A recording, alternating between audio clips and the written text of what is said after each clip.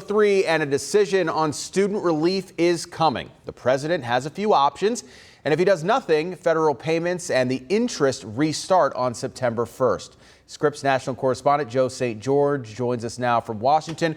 We have a closer look at these options, Joe, and I imagine at this point a clear wipeout of student loan debt is probably not in the cards. You know, Adrian, we just don't know what President Biden is going to announce this time around. And quite frankly, there's a lot of impatience regarding this issue, not just in Washington, but across the tri-state if you have a lot of student loan debt, because it's been talked about for so long. One reason that it's taken the president so long to issue this opinion is that you may recall he didn't campaign on unilaterally through an executive order canceling some debt. He wanted initially Congress to do so, although the political pressures have certainly been forced on his desk inside the Oval Office. So what are his options, right? Well, we can show on screen a few of them. Option one is extend this moratorium. Americans haven't had to make a federal student loan payment since March of 2020. Option two is cancel some debt. Whether that's $10,000 or $20,000, whatever that figure is, that's certainly what the president is considering. And option three is begin payments again. As you mentioned, September 1st is when payments are set to begin again without another executive order from the president. The consensus, the thought is that there could be a combination here of things. The president extending the moratorium, no payments into the fall. It's politics 101. You don't want to give voters a big bill before Election Day, right?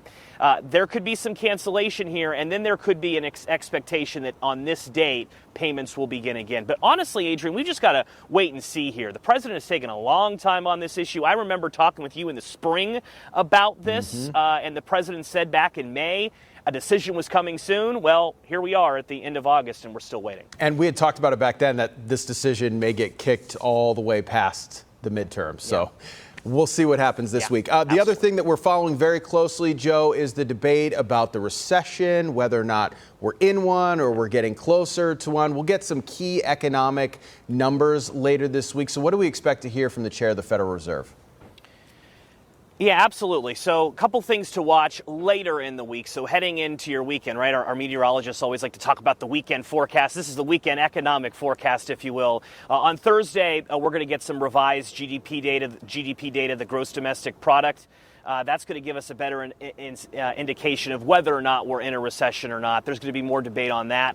And then on Friday, we're going to get not only some key data when it comes to the economy, data that the Federal Reserve looks at very closely, but we're also going to get a big speech in Jackson Hole, Wyoming by the chairman of the Federal Reserve. That's going to set expectations about where we are, just how high interest rates will go. So that's the expectation with the economy later this week. Remember, the Federal Reserve is trying to raise interest rates in order to battle inflation, but when you raise interest rates, you run the risk of creating a recession. It's complicated, and the Federal Reserve will attempt to provide a bit more clarity on Friday. Yeah, people much smarter than I trying to tackle those huge issues of macroeconomy. Smarter than me, too. Yeah. Joe St. George, thanks so much for joining us from Washington. We will see you again next week.